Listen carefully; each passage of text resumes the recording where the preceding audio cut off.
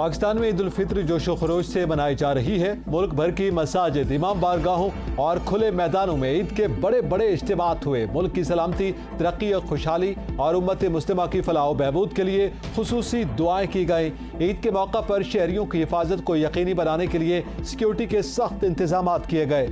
उलमाए कराम ने अपने खुतबात में ईद उल फित्र की अहमियत और फलसफे पर रोशनी डाली।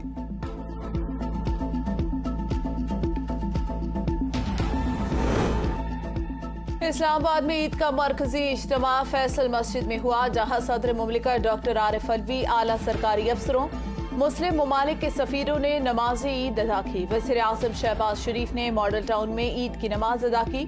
इमरान खान ने ज़मान पार्क, आसिफ अली सरदारी, नवाब शाह, बिलावल भुट्टो, नौडेरो, मौलाना फजलुर रहमान, डी.ए. खान में ईद अदा की। गवर्नर सिंध कामरान टिसोरी ने polo ground Karachi, governor Khyber Pakhtunkhwa Haji Ghulam Ali और निगरान वजीर आला मोहम्मद आजम खान ने गवर्नर हाउस पेशावर में नमाज ईद अदा की।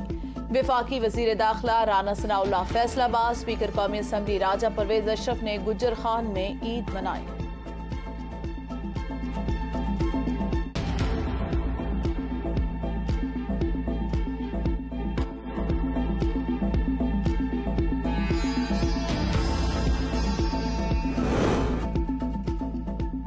सदर आरिफ अलवी और वज़ीर आज़म शहबाज शरीफ की कौम को ईद उल फित्र की मुबारकबाद। सदर ममलिकत कहते हैं, इस वक्त मुल्क को मुश्किल सियासी और इक्तिसादी हालात का सामना है।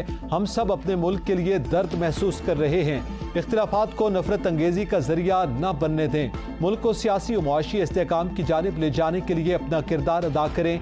दुआ गो हूँ ईद हमारे लिए अमन सलामती और खुशियों के दिन लाए।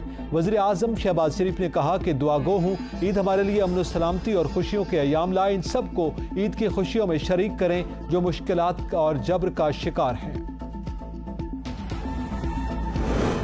अस्करी क़यादत की भी कौम को ईद उल फित्र की मुबारकबाद। Chairman joint chief of staff committee general Sahil Shamshad Mirza, army chief Syed Asim Munir का कौम के लिए नेक ख्वाहिशात का इज़हार। कहते हैं, पुरअमन माहौल में ये त्यौहार हमारे लिए तमाम शोहदा और गाजियों के मरहून मिन्नत है। अस्करी क़यादत की जान से शोहदा और गाजियों को सलाम भी पेश किया गया। अस्करी क़यादत ने दुआ की। ईद उल फित्र का पहला रोज भरपूर तरीके से मनाया जा रहा है। छोटी ईद ने लोगों में बड़ी खुशियों के रंग बखेर दिए।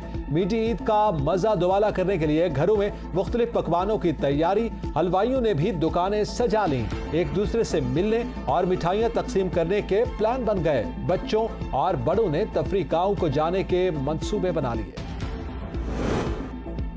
ईद पर ट्रेनों के किरायों में 33% रियायत का ऐलान। तर्जुमान पाकिस्तान रेलवे के मुताबिक रियायत 22 अप्रैल से 25 अप्रैल के दरमियान दी जाएगी।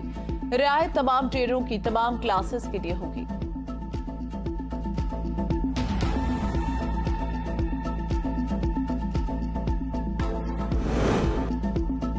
पेशावर में गवर्नर हाउस को आवाम के लिए खोल दिया गया। 2 दिन गवर्नर हाउस आवाम के लिए खुला रहेगा।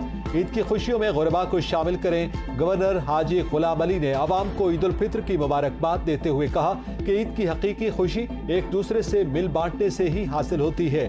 मुखय्यर आवाम से अपील है कि ईद की खुशियों में अपने इलाकों के गुरबा और उनके बच्चों को भी शामिल करें।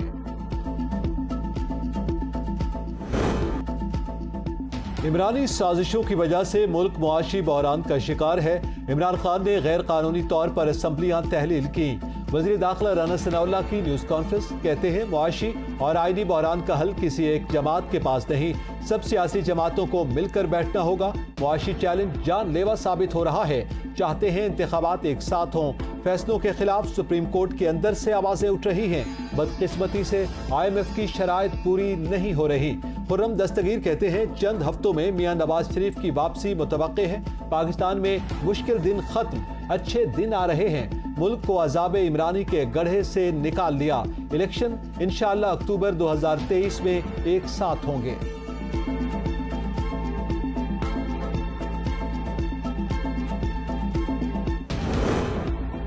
जमहूरियत कहीं नहीं जा रही। इमरान खान की सियासत खत्म होने जा रही है। गवर्नर सिंध कामरान टिसोरी बोले, लोग महंगाई से परेशान, एक शख्स इनको वरखला रहा है। PTI अपने की सजा भुगत रही है। सियासी मामलात बैठकर हल करें। पाकिस्तान को मुआशी चैलेंजेस का सामना, मुल्क मुश्किल वक्त से जरूर निकलेगा।